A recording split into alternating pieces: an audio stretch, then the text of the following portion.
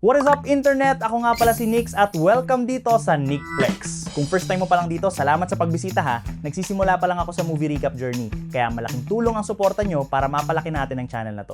Nagsimula ang pelikula kay Simon, isang aspiring artist na masaya ang buhay kasama ang girlfriend niyang si Fabian na nagpapatakbo ng isang art gallery. Isang araw inimbitahan si Simon sa 60th birthday ng kanyang tatay na si Carl. Kahit kinakabahan si Fabian ay pumayag pa rin siyang sumama. Pagdating nila, nadatnan nilang nagdarasal si Carl kasama ang ilang kaibigan habang naroroon din ang kanyang inang si Agnes. Doon napansin ni Simon si Sonia, ang sekretary at kabit ng kanyang ama. Sa salo-salo, may mga bisitang nagtanong kung bakit iniwan ni Simon ang medisina. Imbes na pagalitan siya, ipinagtanggol siya ni Carl at sinabing suportado niya ang desisyon nitong maging artist. Dagdag pa ni Fabian, nominado si Simon sa isang art award, bagay na labis na ikinatuwa ng kanyang mga magulang. Maya-maya, kinausap siya ni Agnes at nakiusap na siya ang mag-transcribe ng mga lecture ni Carl kapalit ng malaking bayad. Pero tumanggi si Simon dahil gusto niyang mag-focus sa kanyang sining. Habang nasa bahay pa sila, nakita ni Agnes magkasama sina Carl at Sonia sa isang kwarto kaya bigla itong inatake ng seizure. Nag-alala si Simon pero sinabi ng pamilya na dati na rin itong nangyayari. Kinabukasan, sinundan ni Simon si Fabian sa art gallery at ipinakita ang mga bago niyang sketch. 3 linggo na lang bago ang kanilang exhibition pero hindi pa rin kumbinsido si Fabian sa kalidad ng mga gawa ni Simon. Habang pinag-uusapan nila iyon, dumating si Agnes at muling nakiusap kay Simon na tanggapin ang trabaho. Gusto niyang makasama si Carl sa bakasyon dahil kung hindi, si Sonia ang isasama nito. Ayaw niyang mas lalo pang lumalim ang relasyon ng dalawa kaya kahit labag sa loob, pumayag na rin si Simon para matulungan ang kanyang ina. Nag-aalala si Fabian na baka makaapekto ito sa paghahanda niya para sa art exhibition pero sinabi ni Simon na kaya niyang pagsabayin ang lahat. Pagdating sa bahay ng pamilya, ipinaliwanag ni Carl kung paano nila gagawing libro ang mga lecture nito. Habang nag-uusap sila, diretsahan ding inamin ni Carl na may relasyon siya kay Sonia at mahal niya ito. Nanghihinayang pa siyang hindi makakasama si Sonia sa bakasyon dahil kailangan nitong maiwan para tulungan si Simon sa proyekto. Pagkaalis ng kanyang mga magulang, agad na sinimulan ni Simon ang pagtatranscribe. Kinagabihan, dumalo sila ni Fabian sa Art Awards. Kahit alam niyang maliit ang tsansa niyang manalo, nadismaya pa rin siya ng ibang artist ang nanalo. Pinalakas naman siya ng loob ni Fabian at sinabing darating din ang araw na makikilala ang talento niya. Kinabukasan, habang lunch break, sinisi ni Sonia si Simon dahil sa kanya hindi siya nakasama sa bakasyon nila ni Carl. Nainis si Simon at sinabing wag na itong umasa dahil kilalang babaero ang kanyang ama at tiyak na papalitan din siya balang araw. Nasaktan si Sonia at sinubukan siyang itama pero hindi na nakinig si Simon. Pag-uwi niya, sinubukan niyang mag-drawing pero wala siyang maisip na inspirasyon. Kaya nakipagkwentuhan na lang siya sa kanyang roommate at pinakain ang asong tambay sa labas ng kanilang apartment. Kinabukasan, narinig ni Simon na nagtatalo sina Carl at Sonia. Galit na galit si Sonia at sinabing hindi siya laruan na pwedeng gamitin at itapon kung kailan gusto nito. Habang pinapanood sila ni Simon, tumawag si Carl at mahigpit siyang binalaan na trabaho lang ang pag-usapan nila ni Sonia para hindi masira ang relasyon nila ni Fabian. Nang araw ding yon, ikinuwento ng manager ni Carl na dati palang pasyente si Sonia bago naging sekretary nito. Dahil doon, lalo pang na-curious si Simon. Maya-maya, may dumating na isang dalagang hinahanap si Carl dahil pinapunta raw siya nito sa klinik. Agad itong pinaalis ni Sonia pero halatang naapektuhan siya sa nangyari. Pagkatapos ng trabaho, pumunta si Simon sa opisina ni Sonia para ilipat ang mga file sa flash drive. Pagpasok niya, nadatnan niya itong umiiyak. Inabutan niya ito ng tissue. Pero bigla siyang niyakap ni Sonia. Habang pinapakalma niya ito, bigla siyang hinalikan ng babae.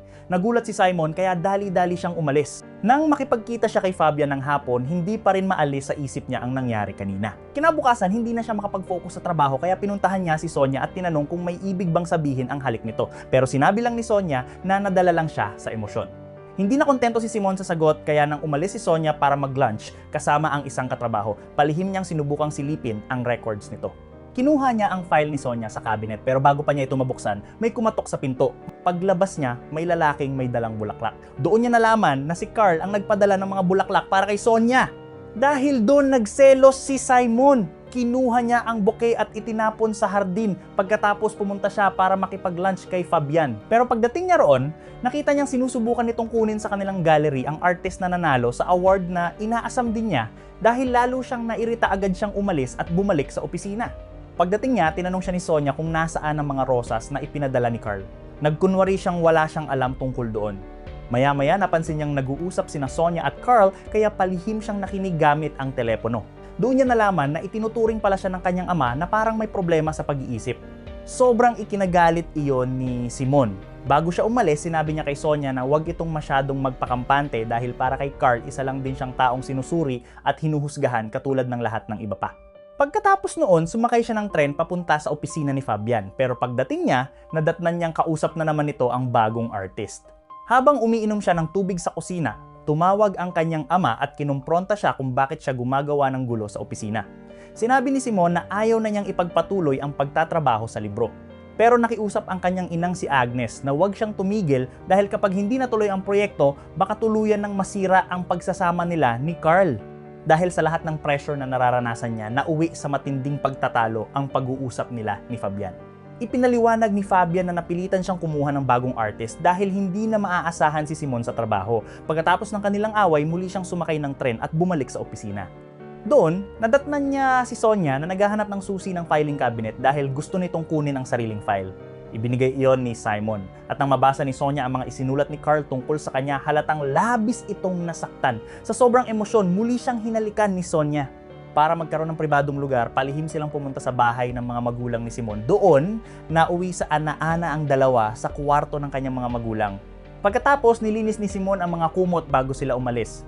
Inihatid siya ni Sonia pabalik sa syudad at sinabing pwede siyang sumama rito anumang oras.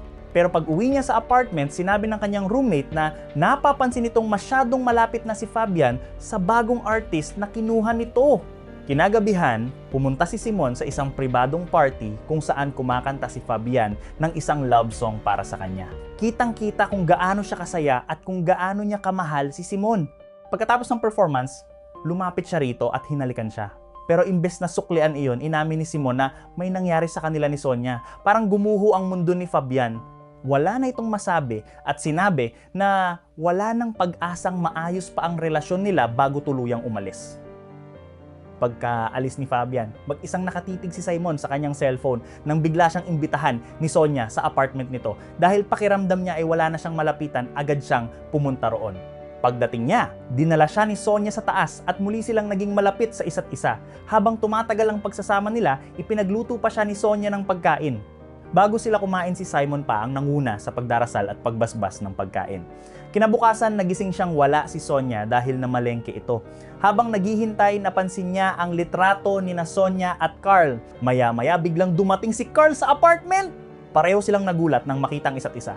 At doon nalaman ni Simon na pag-aari pala ng kanyang ama ang apartment. Ipinaliwanag ni Carl na matagal nang gustong magkaanak ni Sonia, pero hindi niya iyon maibigay kaya madalas silang mag-away. Habang nag-uusap sila, dumating si Sonia at hinalikan agad si Simon sa harap mismo ni Carl. Sheesh! Sinubukan siyang kausapin ni Carl pero pinaalis lang siya nito. Habang nagbibihis si Simon doon niya na pagtantong ginamit lang siya ni Sonia para pagselosin ang kanyang ama. Nang kumprontahin niya ito, inamin ni Sonia na totoo iyon. Lalong nagulo ang isip ni Simon.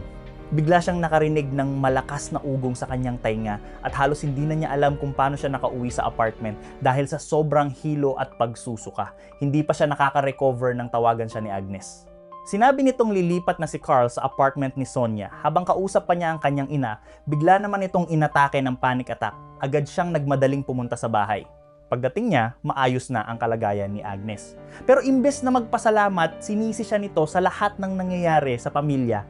Sinabihan pa siyang magpakalalaki na at lumayo sa kanila dahil puro problema lang daw ang idinulot niya. Matinding dagok iyon kay Simon, pakiramdam niya wala nang natitirang taong nagmamahal sa kanya.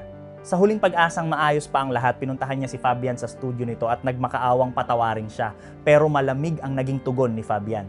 Sinabi nitong wala sa tamang pag-iisip si Simon at mas mabuting lumayo muna siya. Muli na namang umalis si Simon na wasak ang loob dahil sa natanggap niyang rejection. Pag-uwi ni Simon sa apartment, hindi na niya kinaya ang bigat ng lahat ng nangyari. Sinira niya ang lahat ng kanyang artwork bago siya biglang inatake at nawalan ng malay.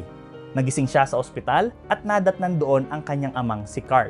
Masaya itong makitang ligtas ang anak at sinabing hindi niya intensyong idamay si Simon sa magulong personal niyang buhay.